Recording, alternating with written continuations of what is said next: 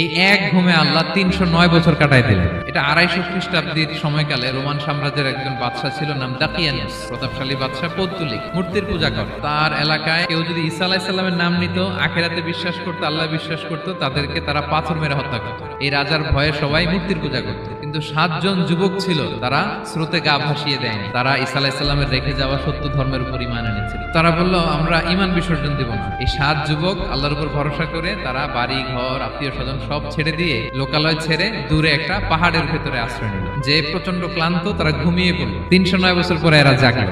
ঘুম থেকে উঠছে, একজনকে তারা বলল যে লুকায় লুকায় চাদর মুড়ি দিয়ে কিছু রুটি নিয়ে আসো বাজার থেকে, যাতে তোমাকে না চিনে। তো সে যে যখন দোকানদারের কাছ থেকে রুটি নিয়ে আর মুদ্রা দিছে, দোকানদার বলে, এই মুদ্রা কোথেকে আসলো? তুমি বর্তমান সময়ের মুদ্রা দাও, এটা দিচ্ছ কেন? বলতে সেটা তো বর্তমান সময়ের মুদ্রা। মানে তার সাথে এদের কথাবার্তা কিছু মিলতেছে না। পরে তাকে ধরে ওই সময়কার রাজার কাছে নিয়ে গেছে। ওই রাজা আবার মুসলিম, সবাই মুসলিম তখন। তার কথা শুনে সবাই অবাক।